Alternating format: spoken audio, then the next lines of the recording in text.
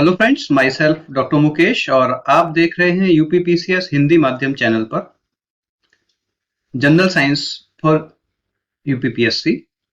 तो general science में हम लोग डिस्कस कर रहे थे केमिस्ट्री को, और केमिस्ट्री में हम लोग लगभग लास्ट में हैं। और आज हम लोग देखेंगे फ्यूल से रिलेटेड कुछ इंपॉर्टेंट क्वेश्चंस। फ्यूल्स से एक या दो क्वेश्चन आपके एग्जाम में रहता ही रहता है और काफी अच्छे क्वेश्चंस होते हैं, और इनके जो भी कंसेप्ट्स हैं, हम विद दीज क्वेश्चंस हम सारे क्वेश्चन कंसेप्ट्स को क्लियर करने की कोशिश करेंगे। तो चलिए हम लोग शुरू करते हैं फ्यूल्स पे अपने सारे क्वेश्चंस। तो सबसे पहला क्वेश्चन है कि निम्नलिखित में कौन सा एक जीवाश्म ईंधन है। देखिए, जीवाश्म ईंधन, जब हम बात करते हैं ईंधन की, तो ईंधन मेनली दो तरीके के हैं। एक है आपके परंपरागत और एक है आपके गैर परंपरागत। ये जो परंपरागत हैं, इसका मतलब ये है कि जो बहुत दिनों से यूज हो रहे हैं, हमारी परंपरा में, हमारी ट्रेडिशन में है, इन्हीं को बोलते हैं हम लोग अनवीकरणीय।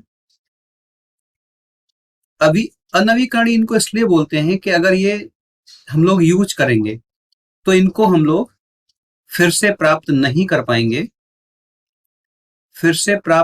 कर पाएंगे, या फिर हजारों सालों में प्राप्त कर पाते हैं। तो एक बहुत बड़ा टाइम होता है। तो ये होते हैं अनवीकरणीय, नॉन रिन्यूएबल, और इन्हीं को बोलते हैं पारंपरिक, परंपरागत, अनवीकरणीय, नॉन रिन्यूएबल, एक ही बात है। इनके एग्जाम्पल्स हैं हमारे जितने भी जीवाश्म ईंधन है ना, कोयला, पेट्रोलियम, लकड़ी, ये सब क्या है हमारे परंपरागत। और गैर परंपरागत क्या है, जो नवीकरणीय है, जो अगर खर्च हो भी जाएंगे तो भी हम उन्हें फिर से प्राप्त कर सकते हैं, यानी कि ये रिन्यूएबल भी है। ऐसे एग्जाम्पल्स में होते हैं हमारे सूर्य या सौर ऊर्जा, पवन ऊर्जा, जल ऊर्जा, वायु ऊर्जा, वो पवन या वायु ऊर्जा, या फिर भूतापीय ऊर्जा, जियोथर्मल एनर्जी। तो मोटा मोटा ये क्लासिफिकेशन होता है हमारे ईंधन का। तो अब इसमें हम लोग ये देख लेते हैं कि ये पूछ रहा है जीवाश्म ईंधन हमारे किधर हैं, परंपरागत वाले, और इसमें है कोयला, पेट्रोलियम, लकड़ी। तो आप जानते हैं एल्कोहल। एल्कोहल एक केमिकल होता है जिसमें OH ग्रुप लगा हुआ होता है। ये प्योर ईंधन तो नहीं, लेकिन हाँ, ईंधन में मिक्स, इसको ब्लेंड करके हम लोग ईंधन की तरह इसका यूज करते हैं। ईथर भी एक ऑर्गेनिक कंपाउंड होता है जिसके अंदर इस तरीके की बॉन्डिंग होती है। वाटर गैस आप जानते हैं, कार्बन मोनोऑक्साइड प्लस हाइड्रोजन होती है। और ये है आपका प्राकृतिक गैस, या इसको कहें हम नेचुरल गैस। तो नेचुरल गैस क्या है? नेचुरल गैस हम लोग देख लेते हैं। नेचुरल गैस हमको कहां से मिलती है? नेचुरल गैस हमको मिलती है जो भी हमारे पेट्रोलियम के कूप हैं या वेल, जो कुएं हैं, वहां से गैस के फॉर्म में जो हाइड्रोकार्बन्स होते हैं, गैस के फॉर्म में जो हाइड्रोकार्बन्स होते हैं, गैसियस फॉर्म में जो हाइड्रोकार्बन्स होते हैं। और हाइड्रोकार्बन्स मैंने आपको बताए थे, हाइड्रोकार्बन्स क्या होते हैं, मैंने बताया था आपको, मीथेन, ईथेन, प्रोपेन, ब्यूटेन, ये एल्केन्स हैं। मेनली यही एल्केन्स ही गैसियस फॉर्म में मिलते हैं, जो पेट्रोलियम के कुओं से मिलते हैं और गैसियस फॉर्म में मिलते हैं, क्योंकि और कहीं कहीं पे प्राकृतिक रूप से फिशर्स भी पाए जाते हैं, नेचुरल फिशर्स भी होते हैं जहां से गैस निकलती है, और कंपोजिशन यही होता है। तो यहां से जो गैस प्राप्त होती है वो हमारी होती है नेचुरल गैस। अब चूंकि नेचुरल गैस जो हमारे पेट्रोलियम पदार्थ हैं, पेट्रोलियम पदार्थ में मुख्यतः क्या है हमारा, गैसोलीन, क्या, पेट्रोल। दूसरा हमारा है डीजल। तो जो पेट्रोल होता है उसमें मुख्यतः क्या निकलता है, उसमें निकलते हैं नाइट्रोजन के ऑक्साइड्स, और डीजल में जब हम लोग इसको बर्न होता है तो इसमें निकलते हैं सल्फर के ऑक्साइड्स। और जो आपका कोयला होता है उसमें भी सल्फर के oxides, hydrogen, carbon dioxide, carbon monoxide, ये सब भी निकलते हैं। तो जो नेचुरल गैस होती है उसमें से ये सारी जो क्वांटिटी है वो मिनिमम निकलती है, इसलिए ऐसा माना जाता है कि ये स्वच्छ ऊर्जा भी है। इन सब में स्वच्छ है, स्वच्छ तब नहीं है, कुछ ना कुछ तो इसमें से रिलीज होता ही है। तो नेचुरल गैस इसमें क्या है, स्वच्छ ऊर्जा की तरह है in comparison to petrol and diesel. दूसरा, नेचुरल गैस को दो तरीके से हम लोग देखते हैं। एक, जब इसको कंप्रेस्ड किया जाता है और सीएनजी की फॉर्म में ले आते हैं, और इस कंप्रेस्ड नेचुरल गैस और इस एक तो एज इट इज ये पूरी भरी जाती है सीएनजी की फॉर्म में, जिनको हम ऑटोमोबाइल के सेक्टर में यूज करते हैं। दूसरी नेचुरल गैस में हम जानते हैं कि नेचुरल गैस में मीथेन, इथेन, प्रोपेन और ब्यूटेन, ये सारी होती हैं।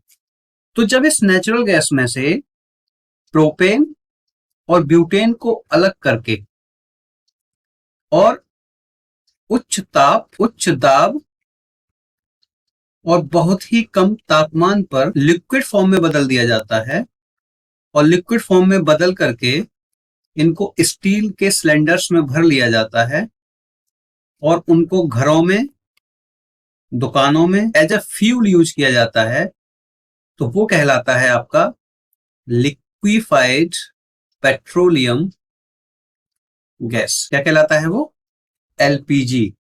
क्या कहते हैं उसको? Liquefied petroleum gas. इसी नेचुरल गैस को कंप्रेस्ड अगर कर लिया जाता है तो बन जाता है सीएनजी, और सीएनजी में सारा मुख्यतः क्या होगा? मीथेन होगी। जो नेचुरल गैस के मेनली कंपोनेंट्स हैं, सबसे ज्यादा मीथेन होती है नेचुरल गैस में, सबसे ज्यादा मीथेन होती है, और ये होती है अप्रोक्स 80%। बाकी सारी गैसें 20% में होती है। तो नेचुरल गैस में सबसे ज्यादा क्या है? Methane, approx 80%। और जब इस नेचुरल गैस से प्रोपेन और ब्यूटेन को अलग निकाल करके उच्च दाब एवं कम तापमान पर इसको लिक्विड फॉर्म में चेंज किया जाता है और उसको स्टील के सिलेंडर्स में भर के घरों और दुकानों में फ्यूल की तरह सप्लाई किया जाता है, तो उसको बोलते हैं हम पेट्रोलियम गैस या फिर लिक्विफाइड पेट्रोलियम गैस, और उसकी शॉर्ट फॉर्म में हम बोलते हैं एलपीजी। और इस एलपीजी में क्योंकि इसमें से मीथेन, इथेन, प्रोपेन, ब्यूटेन से प्रोपेन ब्यूटेन को अलग निकाल के किया गया है, तो इसमें जो मेनली होता है एलपीजी में वो होता है ब्यूटेन। तो ये आपका हो जाता है एलपीजी। तो ये आपका हुआ नेचुरल के बारे में। अब हम लोग इस क्वेश्चन को देखते हैं। ये कह रहा है निम्न में से कौन जीवाश्म ईंधन है? तो चूंकि ये प्राकृतिक गैस पेट्रोलियम के कुओं से ही प्राप्त होती है, इसलिए ये क्या है? एक जीवाश्म ईंधन का एग्जाम्पल है। तो ये हो गया आपका जीवाश्म ईंधन। उसके बाद हम नेक्स्ट क्वेश्चन देखते हैं। निम्नलिखित जीवाश्म ईंधन में से कौन एक स्वच्छतम ईंधन है? देखिए, अभी मैंने आपको बताया कि कोयला, सल्फर के ऑक्साइड्स, नाइट्रोजन के ऑक्साइड्स, डीजल में से सल्फर के ऑक्साइड्स, कार्बन मोनोऑक्साइड, CO2, इसमें से भी निकलते हैं नाइट्रोजन के oxide, but in least amount. तभी ऐसा माना जाता है कि सीएनजी बहुत कम पॉल्यूशन क्रिएट करती है, और इसलिए उसको स्वच्छ ईंधन की श्रेणी में रखा गया है। तो इसका आंसर क्या हो जाएगा आपका? प्राकृतिक गैस। तो ये आपका उसी जो क्वेश्चन का जो भी एक्सप्लेनेशन था उससे सॉल्व हो गया, आपका प्राकृतिक गैस। उसके बाद नेक्स्ट है आपका, निम्न में से किस एक का अधिकतम ईंधन मान होता है? देखिए, ईंधन मान क्या होता है? ईंधन मान का मतलब होता है आपका कैलोरीफिक वैल्यू। कोई भी ईंधन लीजिए, आप खाना लीजिए, ईंधन लीजिए, अगर उसका 1 kg को आप ऑक्सीजन की प्रेजेंस में पूरा अगर जलाते हैं, उससे जो भी ऊर्जा निकलती है वो उसका ईंधन मान होता है। क्या हुआ? ऑक्सीजन की प्रेजेंस में 1 किलोग्राम ईंधन को जब भी हम जलाएंगे पूरी तरीके से, तो जो भी ऊर्जा निकलेगी उसको उसका ईंधन मान बोलते हैं। और इसको यूनिट होती है किलोजूल, क्योंकि किलोजूल एनर्जी की होती है। किलोजूल पर केजी, 1 kg में कितने किलोजूल एनर्जी निकली वो इसका ईंधन मान हो जाएगा। जूल किसकी एनर्जी है? जूल जूल किसकी यूनिट है? एनर्जी की। अब किलो जूल यहाँ इसलिए ले रहे हैं, यहाँ पे इसको जूल पर ग्राम भी ले सकते हैं। अगर 1 ग्राम ईंधन को जलाने में जितने जूल एनर्जी निकलेगी तो वो भी उसकी कैलोरीफिक वैल्यू हो जाएगी। या तो इसको जूल में ले लीजिए, या फिर जब आप केजी में ले रहे हैं तो किलो जूल में ले लेंगे।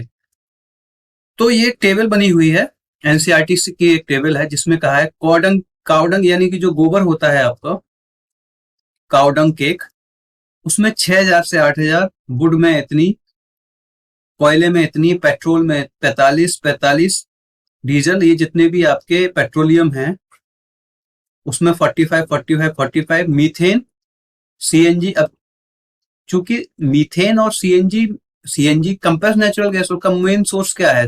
अभी बताया आपको, मीथेन ही है, तो दोनों में इक्वल है। अब इसमें से नेचुरल गैस में से अगर आप मीथेन, प्रोपेन और ब्यूटेन को बाहर निकाल लेते हैं तो उसकी थोड़ी सी कैलोरीफिक वैल्यू बढ़ जाती है, तो वो 55 हो गई। बायोगैस, बायोगैस क्या होती है? जो आप जीवाश्म, जो आप गांव में जो कचरा होता है ना, उससे जो बनाते हैं, गोबर से जो भी बनाते हैं गैस और गांव में यूज करते हैं, वो बायोगैस होती है। उसमें भी मेनली मीथेन होती है सबसे ज्यादा। तो वो क्या होता है आपका, उसमें 35,000 से 40,000। और ये है आपकी हाइड्रोजन, हाइड्रोजन एनर्जी। हाइड्रोजन की जो आपकी कैलोरीफिक वैल्यू है वो 1.5 लाख किलो जूल पर केजी है, और ये सबसे ज्यादा है। तो इसमें आंसर क्या हो जाएगा आपका? हाइड्रोजन। और यही कारण है कि आज हम लोग शिफ्ट कर रहे हैं टूवर्ड्स हाइड्रोजन, और हाइड्रोजन में भी ग्रीन हाइड्रोजन। ठीक है, ये हुआ। बायोगैस में मुख्यतः होती है, अभी मैंने बताया, बायोगैस काउडंग केक से, गोबर से, प्लस जो आपका ग्रीन कचरा होता है गांव वगैरह में, तो उसी की स्वच्छता को ध्यान में रखते हुए, गांव में स्वच्छता भी रहे और उससे आपका यूज भी हो जाए, तो इसीलिए वहां एक गोवर्धन योजना करके भी गवर्नमेंट ने चलाई थी, और उसी से क्या था, बायोगैस बनाया। उसी बायोगैस को क्या करेंगे, आपके गांव में यूज होगी। तो इसमें बायोगैस में सबसे मेनली होती है आपकी मीथेन, दूसरे नंबर पर कार्बन डाइऑक्साइड। तो देख लेते हैं, कार्बन डाइऑक्साइड, हाइड्रोजन, हाइड्रोजन नहीं, हाइड्रोजन मीथेन, हाइड्रोजन नहीं, कार्बन डाइऑक्साइड एवं मीथेन। तो मीथेन इसका मेन कंपोनेंट है, तो आंसर आपका हो जाएगा थर्ड।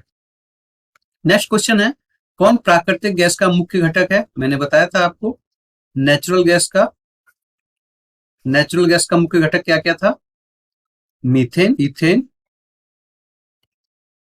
प्रोपेन। और कल हमने डिस्कस किया था कि ये हाइड्रोकार्बन्स हैं, एल्केन्स, और ये इसी क्रम में है ना। मीथेन है, इथेन है, प्रोपेन है, ब्यूटेन है। इसमें 1 कार्बन होता है, इसमें 2 कार्बन होते हैं, इसमें 3 कार्बन होते हैं, और इसमें 4 कार्बन होते हैं। तो सबसे ज्यादा नेचुरल गैस में होती है 80% आपकी मीथेन। तो आंसर इसका क्या हो जाएगा? मीथेन। और सबसे ज्यादा देखिए एलपीजी में क्या होती है? ब्यूटेन। और सबसे ज्यादा सीएनजी में क्या होगी? क्योंकि सीएनजी नेचुरल गैस है, तो सबसे ज्यादा क्या हो जाएगी? मीथेन। बायोगैस में सबसे ज्यादा क्या हो जाएगी? मीथेन। प्लस इसमें और क्या हो जाती है? Carbon dioxide. वाटर गैस क्या होती है? Carbon monoxide plus hydrogen. ठीक है, तो ये आप देख लीजिएगा। लिक्विड पेट्रोलियम गैस का मुख्य अवयव मैंने अभी बताया था, एलपीजी। एलपीजी कब बनती है? जब सीएनजी से आप क्या बाहर निकाल दे रहे हो? सीएनजी से आपने क्या क्या बाहर निकाल दिया? Butane plus propane. और सीएनजी में क्या था? Methane, ethane, propane, butane. और प्रोपेन ब्यूटेन को आपने बाहर निकाल के आप कहां ले आए? कम तापमान पर और अधिक दाब पर क्या किया? इसको सिलेंडर्स में भर लिया। तो क्या हो जाएगा आपका लिक्विड पेट्रोलियम गैस में? मीथेन नहीं, मीथेन तो होगी नहीं, तो ये आपका नहीं होगा। मीथेन ये भी नहीं होगा। फिर क्या हो जाएगा? Carbon, methane, carbon monoxide, hydrogen नहीं, ये भी नहीं होगा। तो आंसर आपका क्या हो जाएगा? ब्यूटेन, प्रोपेन और इथेन। नेक्स्ट आपका क्वेश्चन है, सूची 1 को सूची 2 से सुमेलित करिए। सूची 1 में सीएनजी, देखिए फिर वही क्वेश्चन आ गया। सीएनजी, सीएनजी में क्या होगा नेचुरल गैस में? मीथेन और इथेन।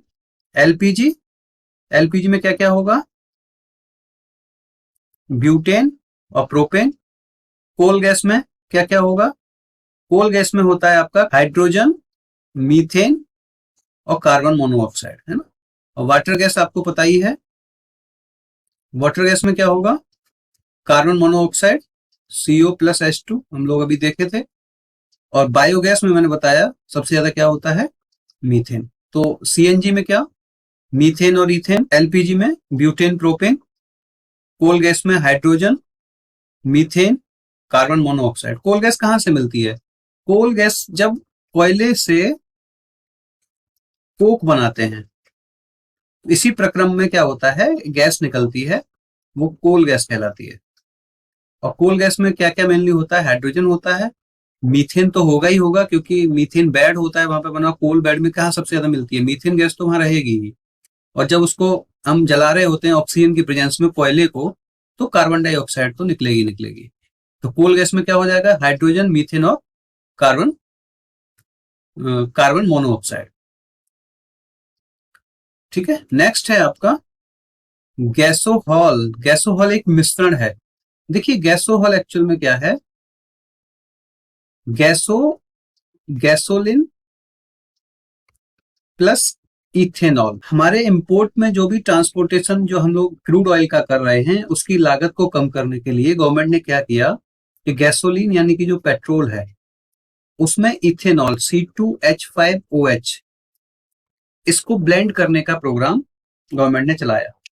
और इसको ब्लेंड करने के प्रोग्राम में, क्योंकि इसमें इसके इंपोर्ट में काफी हमारा विदेश जो हमारा धन है वो जा रहा था, तो इसमें गैसोलीन और इथेनॉल को मिक्स करके गैसोहॉल, इसका ये गैस और ये ऑल, ये मिक्स करके नया वर्ड दिया गया गैसोहॉल। तो गैसोहॉल क्या है, गैसोलीन और मिथेनॉल का नहीं, मिथेनॉल नहीं, क्या मिलाया जाता है, इथेनॉल, और इसको बोलते हैं E10 E20। तो अभी तक जो हमारे यहाँ चल रहा था उसको हम टारगेट अचीव करना चाह रहे थे E10 का, लेकिन अभी क्या हुआ है, अभी हमारे यहाँ जो प्रेजेंट में चल रहा है वो 8.5% की मिक्सिंग चल रही है। और अभी E20 यानी कि एथेनॉल ब्लेंडिंग 20%। अच्छा, इसको शुरू से हम लोग एक बार देख लेते हैं। देखिए इसमें हुआ क्या है कि अभी जब हमारा 15 अगस्त पे प्रधानमंत्री जी ने क्या किया, उन्होंने कहा कि इंडिया को एनर्जी इंडिपेंडेंट बनाना है, आत्मनिर्भर के उसमें एक नए स्टेप में एनर्जी को क्या करना है, इंडिपेंडेंट बनाना है। और कब तक उन्होंने टारगेट रखा है, 2047 तक।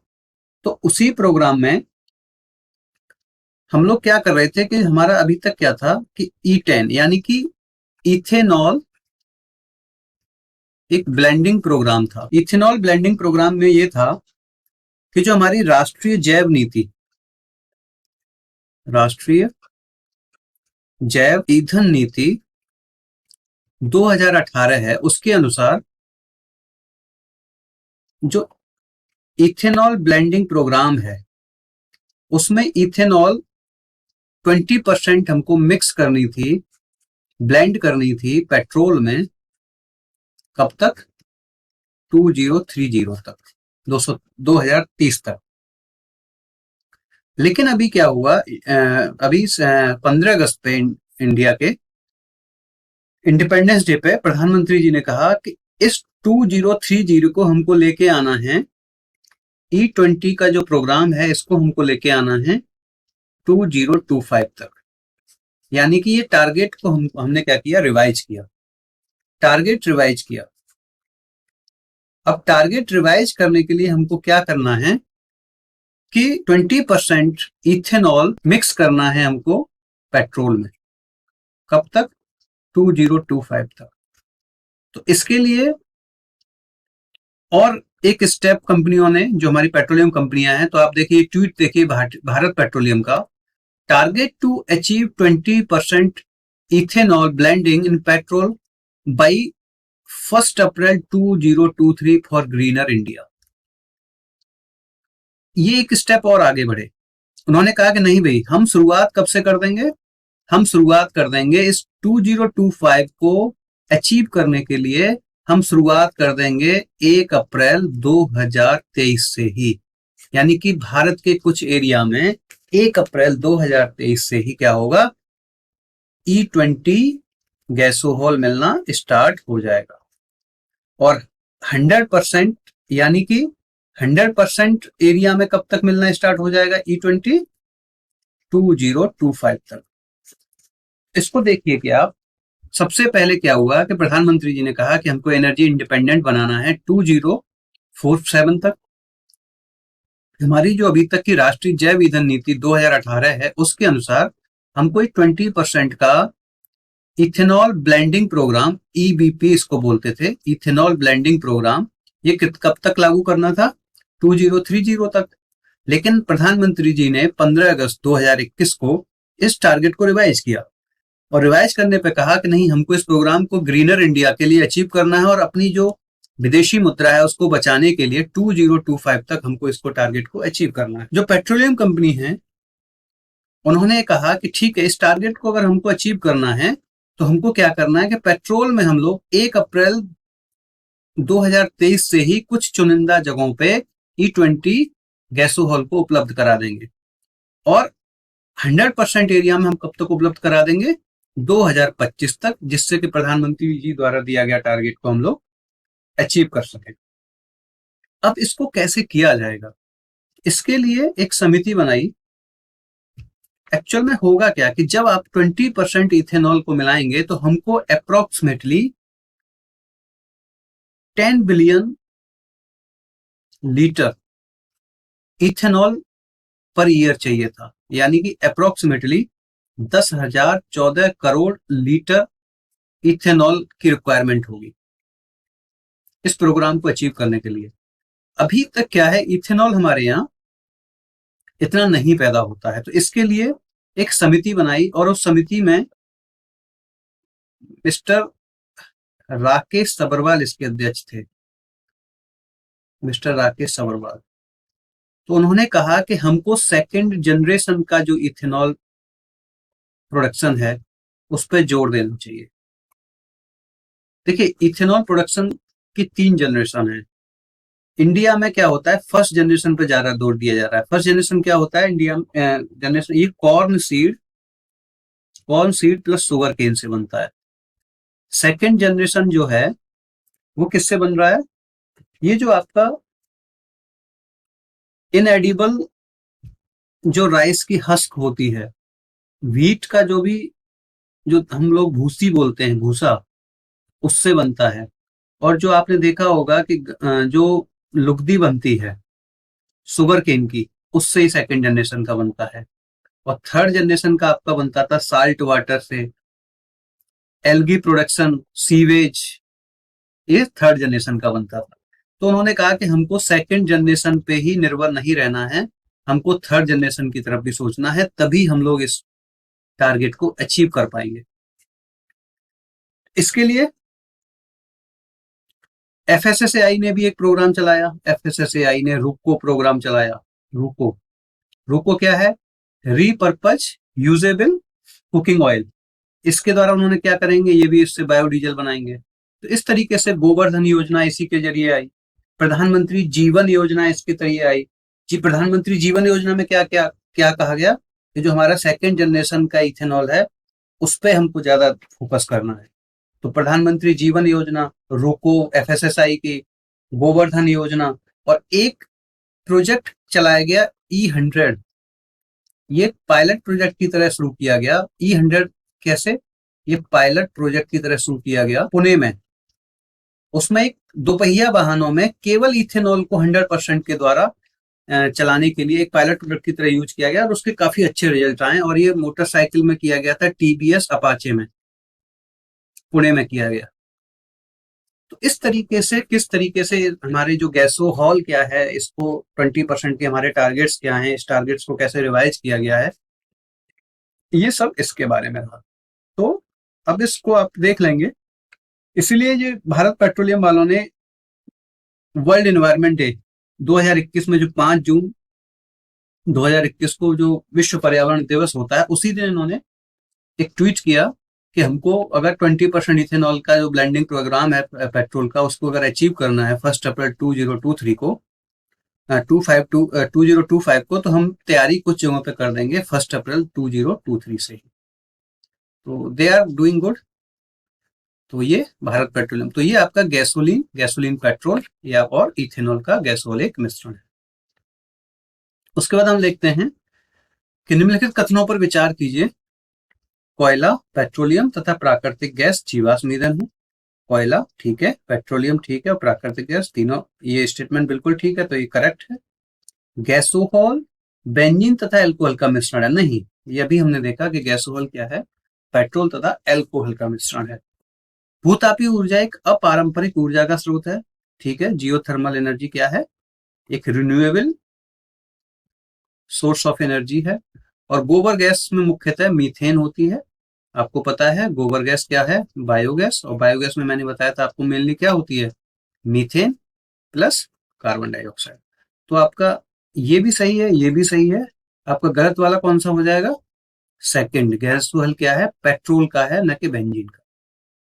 नेक्स्ट क्वेश्चन हम लोग देखते हैं, ऑटोमोबाइल इंजन में एंटी फ्रीजिंग एजेंट। देखिए जो ठंडी जगह होती है वहां पे क्या होता है कि पेट्रोल अपने वहां पे कभी कभी इतना टेम्परेचर चला जाता है कि पेट्रोल का हिमनांक पॉइंट से नीचे भी टेम्परेचर चला जाता है, हिमांक पॉइंट से, तो वहां पे पेट्रोल जम जाता है। और ऐसी स्थिति में क्या होता है, गाड़ियां नहीं चल पाती हैं या गाड़ियां स्टार्ट नहीं हो पाती, तो इसलिए उनमें इथाइलिन ग्लाइकोल नाम का एक केमिकल है, वो मिलाया जाता है।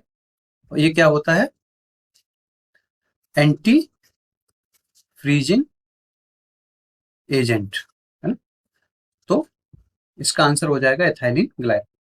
नेक्स्ट क्वेश्चन हम लोग देख लेते हैं। देखिए इंपॉर्टेंट एक क्वेश्चन और है, ऑक्टेन संख्या क्या है। देखिए एक होता है आपका ऑक्टेन नंबर, एक होता है आपका ऑक्टेन नंबर, और एक होता है आपका सीटेन नंबर। इनको हम लोग देख लेते हैं कि क्या होते हैं, और बड़ा इंपॉर्टेंट है इसके लिए। देखिए ऑक्टेन नंबर एक्चुअल में होता है पेट्रोल की गुणवत्ता के लिए, है ना। और सीटेन नंबर होता है, अगर आपको बहुत कम याद रखना है तो ये ठीक है, ऑक्टेन नंबर क्या है पेट्रोल के लिए और सीटेन नंबर क्या है डीजल के लिए। अब क्वेश्चन इसमें और अगर नीचे आता है, क्वेश्चन अगर इसमें और नीचे आता है तो इसको हम लोग थोड़ा सा इसकी डेफिनेशन और जान लेते हैं कि ऑक्टेन नंबर ईंधन की वो क्षमता है जो क्या है, ईंधन की क्षमता है जो इंजन की दस्तक होती है, नॉकिंग, दस्तक का विरोध करती है। इंजन की नॉकिंग का विरोध करने के लिए ऑक्टेन नंबर से हम उसकी क्वालिटी चेक करते हैं पेट्रोल की। तो जितना ज्यादा ऑक्टेन नंबर होगा ये माना जाएगा कि आपका पेट्रोल उतना ही अच्छा है। इसमें दो चीजें होती हैं, एक होता है नॉर्मल हेप्टेन प्लस दूसरा होता है आइसो ऑक्टेन। ऑक्टेन का मतलब होता है 8, जिसमें कार्बन के 8 एटम होते हैं। तो एक होता है नॉर्मल हेप्टेन, एक होता है आइसो ऑक्टेन। नॉर्मल हेप्टेन की ऑक्टेन संख्या होती है 0, आइसो ऑक्टेन की ऑक्टेन संख्या होती है 100। तो जितना ज्यादा उस किसी भी मिश्रण में आइसो ऑक्टेन होगा वो फ्यूल उतना ही अच्छा माना जाता है और उसका ऑक्टेन नंबर भी उतना ही होगा। नॉर्मली 87 से ऊपर वाला फ्यूल अच्छा माना जाता है, और जो आजकल हमें सप्लाई होता है पेट्रोल पे गवर्नमेंट ऑफ इंडिया के निर्देशानुसार वो 91 है। तो ये इंजन की, इसमें याद ये रखना है आपको कि ये एक एंटी नॉकिंग है ना। इसका कंबस्टन से रिलेशन नहीं है, इसका किससे है, एंटी नॉकिंग से। और वहीं सीटेन क्या होता है, सीटेन रिलेटेड विद डीजल, और सीटेन नंबर हमको ये बताता है, देखिए डीजल इंजन में क्या है कि स्पार्किंग से फ्यूल नहीं जलता है, इसमें किससे जलता है, संपीड़न से, कंप्रेशन से। तो जब कंप्रेशन में सिर्फ फ्यूल जलेगा तो संपीड़न पर जितना जल्दी इग्निशन हो जाएगा, जितना जल्दी इग्निशन हो जाएगा फ्यूल का, यानी कि जो उसका समय अंतराल है उसको जो मापता है, संपीड़न के बाद इग्निशन के बीच का जो समय अंतराल है उसको जो मापता है, उसके लिए होता है octane cetane number.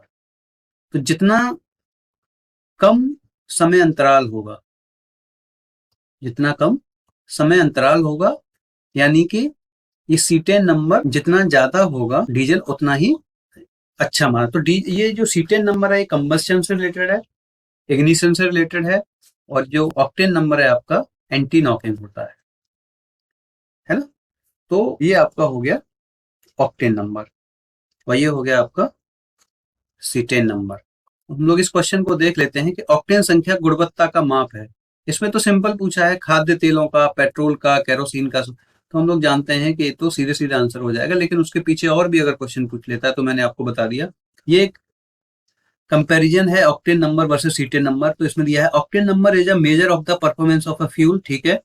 Cetane number is a measure of the delay of the ignition of the fuel. देखिए वही हम कह रहे थे कि जो समय अंतराल का जो गैप है, लैगिंग है किसी भी डीजल इंजन की, इंटरनल कंबस्शन इंजन की, जिसमें कंप्रेस्ड होके फ्यूल जलता है, तो उसमें जो भी डिले है उसको मेजर करता है क्या, सीटेन। और वो किसमें यूज होगा, डीजल में। Important for predicting the knocking, देखिए नॉकिंग किसी भी इंजन की नॉकिंग की प्रिडिक्ट करने के लिए ऑक्टेन नंबर, और importance for predicting the ignition of engine, ठीक है। गिवन फॉर गैसोलीन, पेट्रोल के लिए। Given for diesel. Octane rating is done considering the octane number of iso octane, मैंने बताया था आपको कि इसका 100 है। और cetane rating is considering the ignition of the cetane. तो इसको भी आप लोग एक बार पीडीएफ से देख लीजिएगा। तो ये था आपका ऑक्टेन और सीटेन। तो ये था आज के लिए आपके फ्यूल से रिलेटेड जितने भी क्वेश्चन हो सकते थे, मैंने कोशिश की है। फिर भी आपका कोई अगर डाउट है तो उसे आप कमेंट सेक्शन में लिख सकते हैं, उसको मैं वही क्लियर कर दूंगा, अदरवाइज उस पर कोई वीडियो बना देंगे। तो थैंक यू दोस्तों, thank you for watching this long lecture. अगर आपको अच्छा लगा हो तो लाइक करिएगा, फॉलो करिए और दोस्तों के साथ शेयर करिए, सब्सक्राइब करिए। और हैप्पी होली टू ऑल। प्रेम से, सौहार्द से रंगों के इस त्योहार को मनाइए। Thank you very much.